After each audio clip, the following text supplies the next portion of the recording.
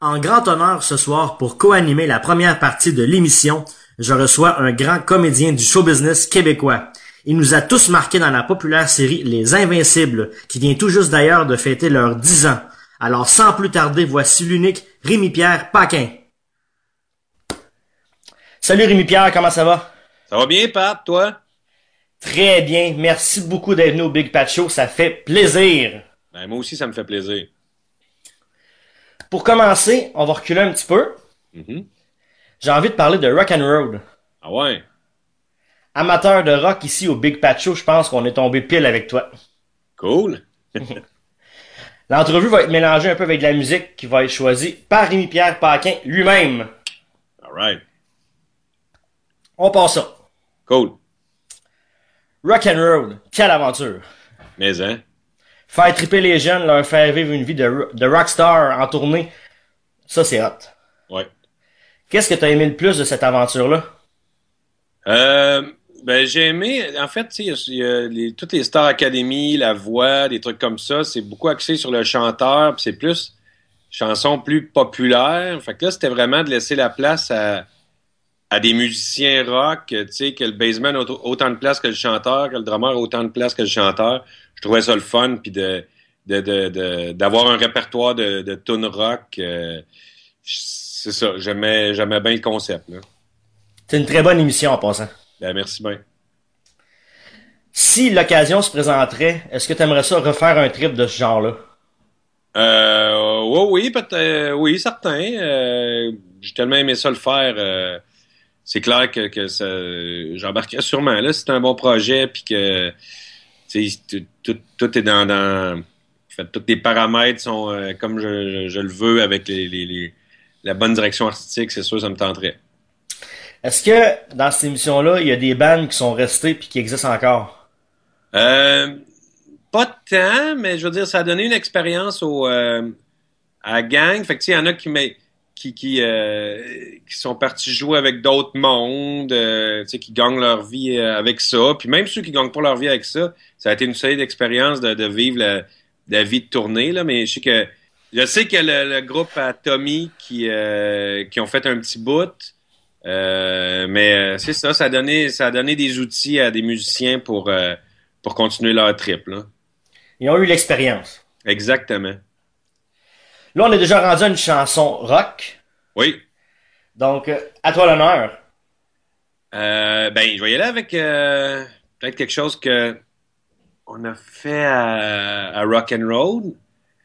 Une qui a eu de la misère, là. Ah, ben, ouais, Crazy Train. Ils l'ont arraché parce que Crazy Train est comme, t'as l'impression qu'elle est facile là, quand tu l'écoutes, mais il y a des petits tricks dedans, puis je sais qu'il y avait un peu de misère avec, fait que j'irai avec Crazy Train. T'as joué dans une petite série bien cool. Bienvenue aux Dames. Oui! Et côtoyé un des plus grands humoristes du Québec, Peter McLeod. Ouais, Peter. Il est comment Peter dans la vraie vie? Ah, il est vraiment smart, il est vraiment comme... tu sais, des fois, il y a du monde qui sont pas pareils, leur image publique est pas pareille à ce qu'ils sont vraiment dans la vie, là, mais Peter est vraiment comme ça, là, puis moi, je me suis bien entendu avec parce que un côté, tu sais, moi, j'ai une grand-mère, j'aime quand même un peu brûler du gaz, fait que lui aussi, fait qu'on s'entendait bien, là, il est vraiment cool. Une très belle série que j'ai regardée et que je regarde des fois encore quand j'ai l'occasion. Cool. C'est vraiment bon. Merci bien. Est-ce qu'il y a une anecdote de tournage que tu pourrais nous conter? Euh, oui. Oui, même que il y a un lien avec ce qu'on a parlé avant la pause, avant la toune, en fait. Il y a, C'était la finale live de Rock and Roll, et on faisait ça au La Tulipe. Méchant party, finale, tu sais, déjà une émission live, il y a quand même un peu de pression.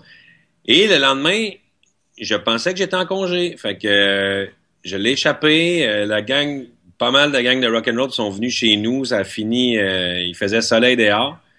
Et pas longtemps après que je me suis couché, ben, le téléphone a sonné, puis c'était la gang de Bienvenue aux Dames. Il y avait eu un fuck avec mon agence. Puis je travaillais à Mirabel et je faisais une scène où je faisais du job. En fait, Peter faisait du jogging, puis moi, j'étais en bicycle à côté. Il faisait, je pense, 40 degrés.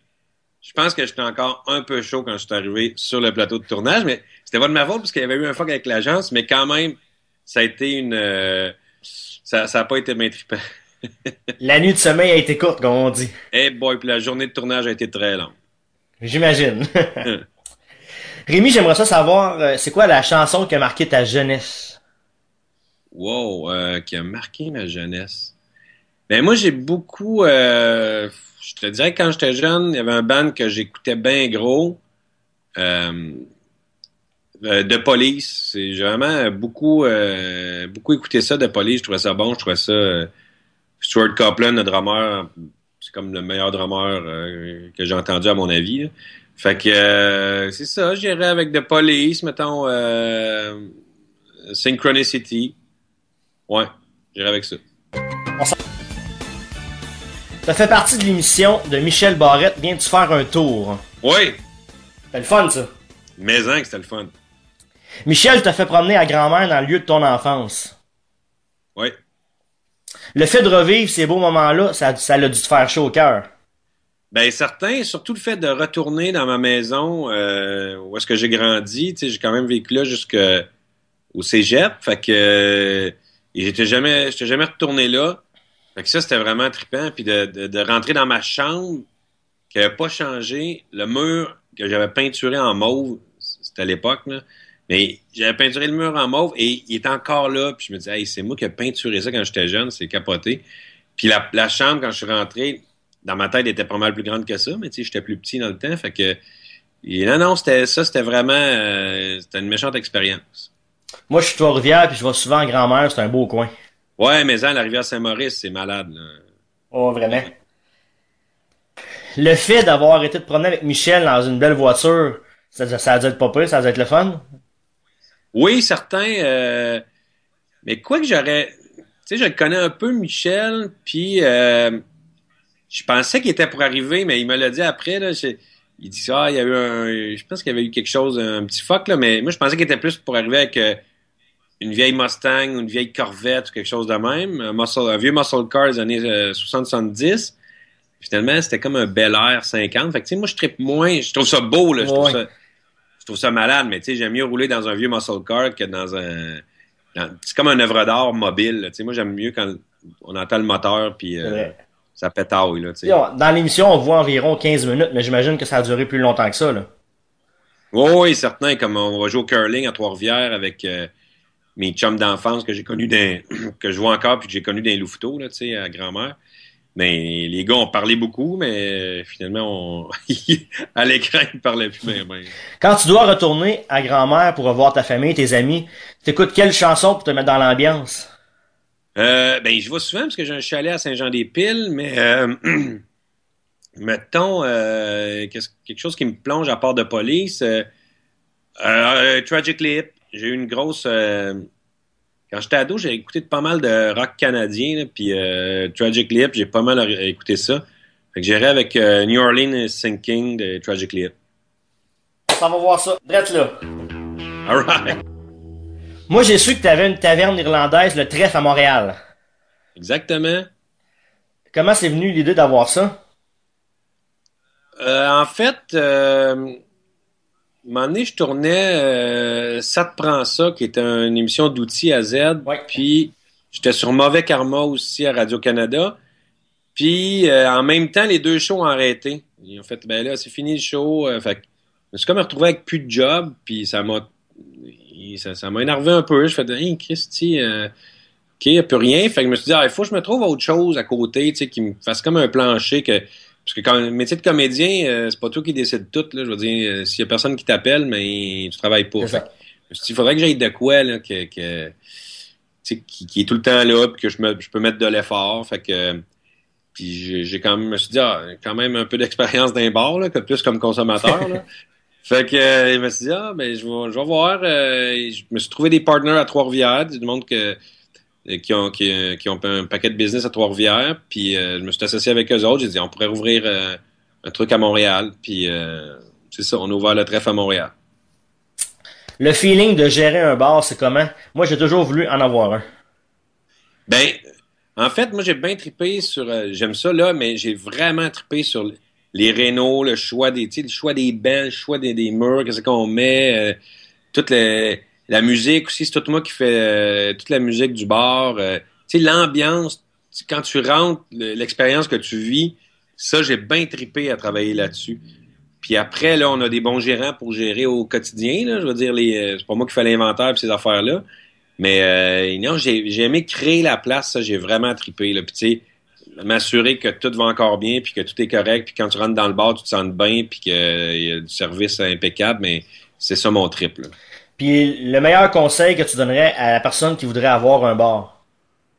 Ben, c'est de s'associer avec du monde qui connaisse vraiment ça, parce que si, mettons, je m'étais parti ça avec un ami comédien, là, je peux te dire qu'on aurait abandonné, là, parce que c'est les demandes, les permis, les gugus, avec la ville, puis tout Tous ça. les Là, petits à côté, dans le fond, là, tu sais. avant que tu puisses ouvrir la porte, là, puis laisser rentrer le monde, puis leur vendre de la bière, là, il y a pas mal d'étapes qui peuvent te décourager, là. Ta bière préférée, c'est quoi? Euh, ben, j'aime bien ça dépend. Tu sais, mettons, des micros, je change souvent. Là, tu sais, mettons, à un moment donné, j'étais beaucoup double IPA là, avec le Castor, un Akima, puis là, je suis plus d'un sour, mais c'est sûr qu'une bière qui change jamais, que j'ai tout le temps le goût d'en prendre, puis c'est une Guinness, là, tu sais. On dirait qu'une Guinness, je me tanne jamais, là. Puis pour terminer, une musique que t'aimes entendre dans ton bar, c'est quoi? Ben, comme c'est tout moi qui ai choisi, Ah oui?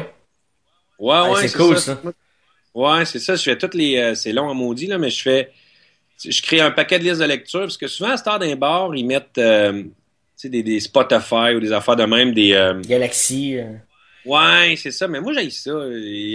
Ça m'énerve de tomber sur des tunes que j'haïs, là-dedans, là, fait que j'ai comme. C'est long, là, mais j'ai comme. Je sais pas combien j'ai d'heures de musique que j'ai faites moi-même, là, que j'ai pris sur iTunes, puis de la musique que j'avais, puis tu sais, j'ai pas mal de musique. Fait que j'ai fait selon des modes, fait que les employés font OK, pas ton c'est plus tranquille, ben moi j'ai des listes OK tranquille, j'ai des listes gros party, Ah, des c'est bien le listes. fun, ça. Ouais, c'est ça, j'en ai plein. Fait que je trippe tout le temps à entendre des tunes. Je fais c'est vrai, j'ai mis ça là-dessus, cette liste-là, puis tout ça. Puis je dirais ça, il y a de la musique. J'ai bien gros découvert la musique Irish, vu que c'est une taverne Ben oui, c'est irlandaise. correct, ça. Mais ce que j'aime, je trouve White Stripe, ça fit bien dans le bar. Fait que quand j'entends une tune de White Stripe, mettons, je dirais Icky Tom de White Stripe. On y va! Les gens l'attendent tous. Les Invincibles. Et ouais. Une série marquante qui fête aujourd'hui ses 10 ans. Mhm. C'est quoi le plus beau souvenir de cette émission-là que tu gardes chaud au cœur? Ben, le fait d'avoir travaillé avec des chums d'enfance, tu sais, c'est des gars que je connais depuis peut-être 25 ans, là, fait que le fait d'avoir travaillé avec ces gars-là sur un projet marquant, tu sais, que le monde m'en parle encore à toutes les semaines, là, fait que puis j'ai l'impression que ce show-là a apporté quelque chose de nouveau. Tu sais, on mettait de la musique, des shows de télé au Québec. Il n'y avait pas eu beaucoup d'émissions avec des tunes un peu underground, québécoises underground un peu partout. Tu sais, juste moi, j'ai bien trippé les Pixies. Puis d'avoir Frank Black dans le show, c'est des affaires vraiment capotées qu'on n'avait pas vu bien, bien.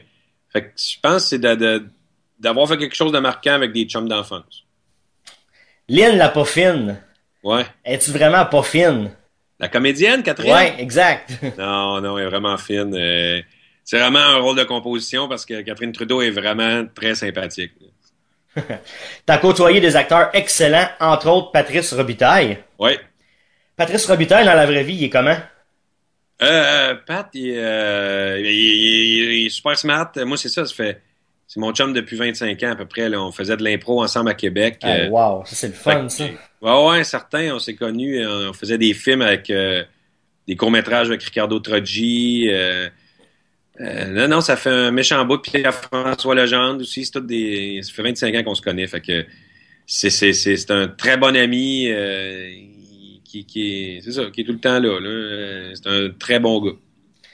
Puis 25 ans, oui, mais est-ce que vous revoyez encore de temps en temps? Oui, d'ailleurs, cet hiver, on est allé, c'est la première édition du Shawicon. Oui, puis Motadine, j'ai passé à deux doigts d'y aller, puis j'ai pas pu. Ah ouais? Ah ben, t'as raté de quoi? On était Parce que justement, je voulais aller vous voir pour aller vous parler pour mon oui, émission. on était les quatre Invincibles. Ben oui. Jean-François Rivard, qui est le réalisateur et co-auteur, d'ailleurs avec qui j'ai fait de la musique Balboa, là, mon band, c'était avec Rivard. Oui. Fait qu'on était les cinq là. Ah, c'est le fun, ça. Ouais. Belle expérience. Oh ouais, mais hein. Est-ce qu'il y a une anecdote de tournage en rapport avec les Invincibles qui a pas été dit que tu pourrais dire pour nos auditeurs du Big Pat Show?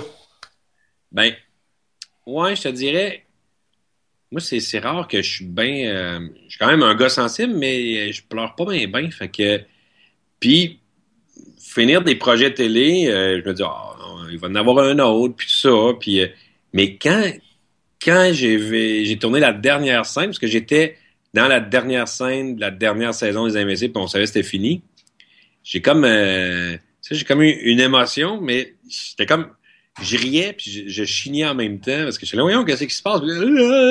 C'était vraiment, je l'ai jamais raconté, et je le raconte pour la première fois au Big Pat Show. J'ai chigné et ri en même temps à la dernière scène des Invincibles. Beaucoup d'émotions, hein? Ouais, mais Rémi Pierre, c'est déjà tout. cool. Merci beaucoup d'avoir accepté mon invitation au Big Pat Show. Un grand plaisir de te parler puis d'écouter de la musique avec toi. On refait ça n'importe quand. Ben, certain, n'importe quand. Le mot de la fin te revient en présentant une nouvelle chanson de ton choix. Je dirais, je vais aller avec quelque chose que j'écoutais quand j'étais bien jeune, puis que je trouve que le Velvet Underground, le band de Lou Reed, j'irais avec Waiting for the Man. On s'en va voir ça. Merci beaucoup, Rémi. Merci, Hey, ciao. merci. Chat Radio.